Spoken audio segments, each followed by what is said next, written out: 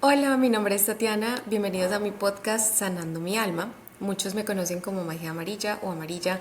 Esta es la primera vez que voy a estar subiendo video podcast, entonces este va a quedar en YouTube y también va a quedar en Spotify. Y quiero aprovechar para seguir con algo que ya había comenzado en mi podcast de Spotify. Había comenzado con una sección llamada Rompiendo Patrones y esta va a ser la segunda parte. Entonces, si no has escuchado la primera parte, te invito a que vayas a mi canal o sí, a mi perfil de Spotify, que se llama también Magia Amarilla, y ahí puedas escuchar la primera parte. Hoy vamos a retomar y lo primero que quiero empezar diciendo, como para que podamos entender este tema de qué son los patrones, de dónde vienen, dónde se forman, es preguntarnos cuál fue el rol que te asignaste o te asignaron en tu sistema familiar. Entonces, para muchos, debido a ausencia de padre, por ejemplo, tomamos el rol de papá, de pronto por ausencia de mamá, entonces tomamos rol de mamá, o si hay ausencia de los dos porque los dos trabajaban un montón y te tuviste que hacer cargo de hermanos, o simplemente porque tuviste que cuidar de ti solito, porque de pronto papá y mamá no pudieron estar muy presentes, pues ahí tomaste un rol de cuidador o tomaste un rol de adulto que a lo mejor no era el momento que tomaras. Todos nosotros tenemos un rol en nuestro sistema familiar.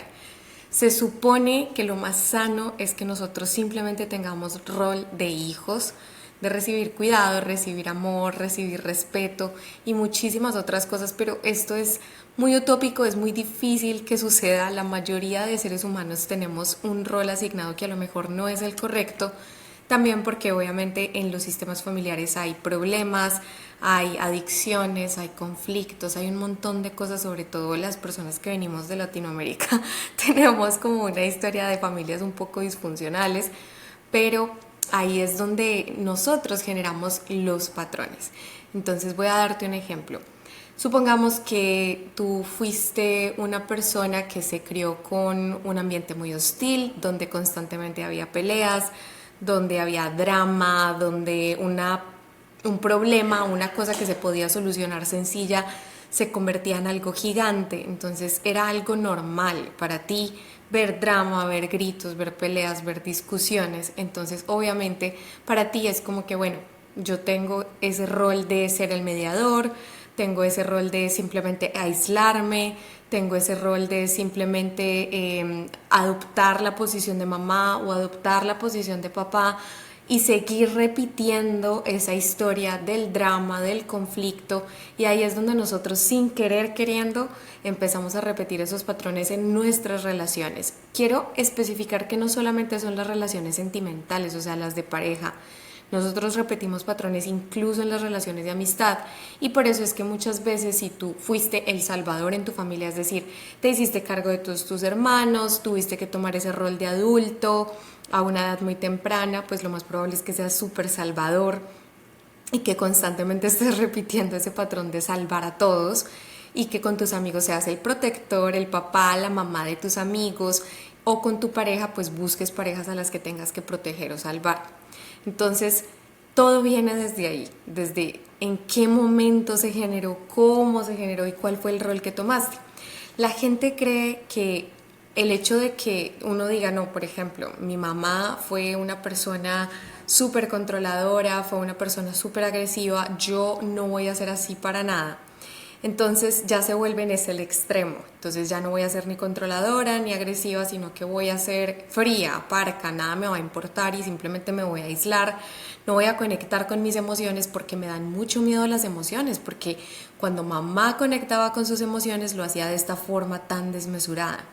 Entonces me convierto en una persona que se aísla. Nosotros podemos siempre irnos como a cualquier lado o a cualquier extremo del espectro, podemos ir hacia el que es súper evitativo o al que es súper dependiente, o sea, podemos adoptar cualquiera de estos dos extremos en cualquiera de los roles que nos asignemos o que nuestra familia nos asigne.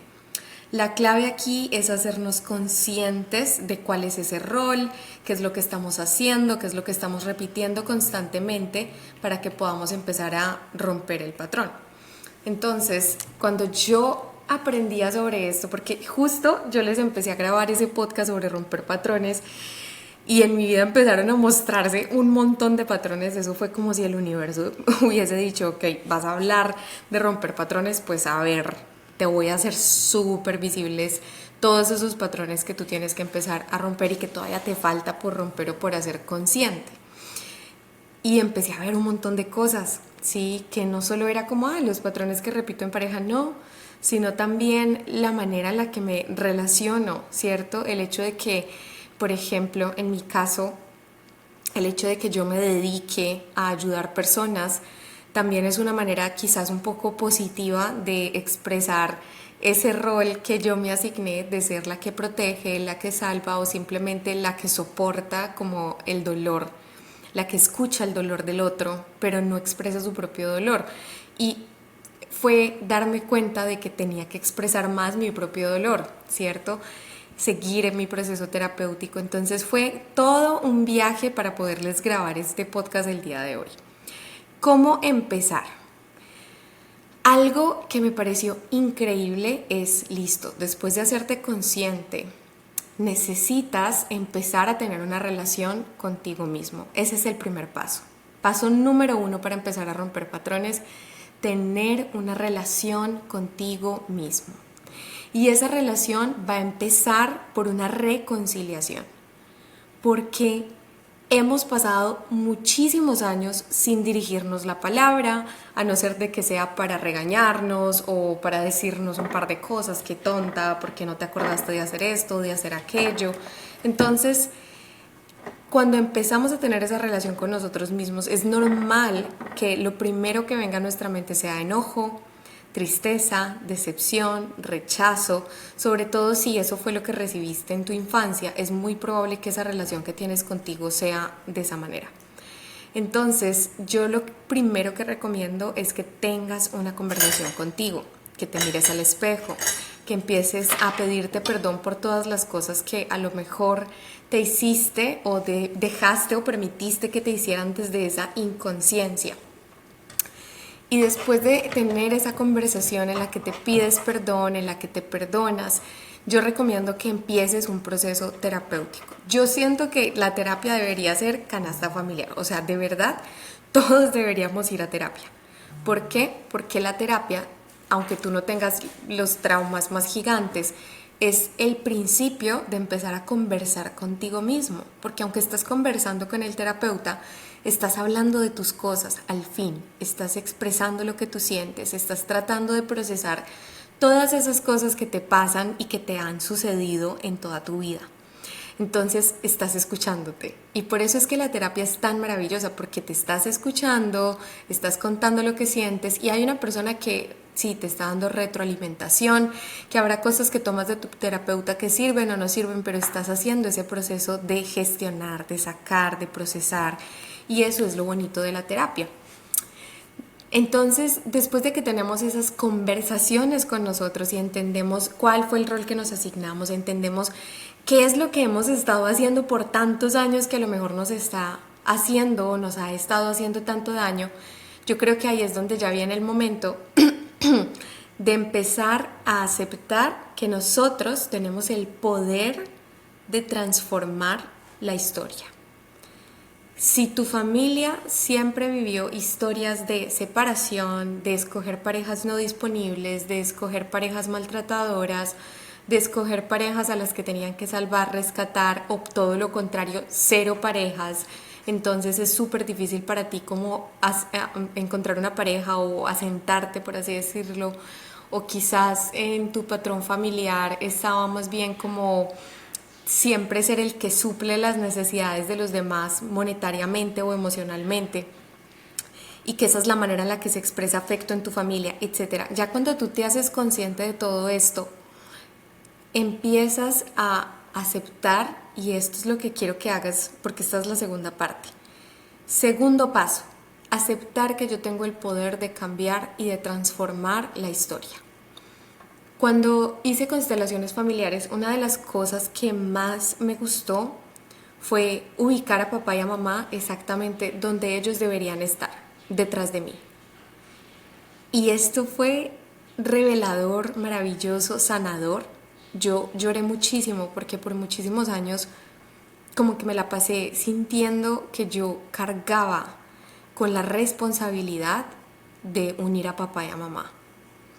O sentir que yo tenía que estar en pareja porque estoy buscando desesperadamente unir a papá y a mamá. O simplemente el hecho de que yo veía a mi mamá como si fuera mi hija. Siempre protegiéndola, siempre cargándola, siempre tratando de estar para ella, para recibir su dolor, como lo estuve de niña.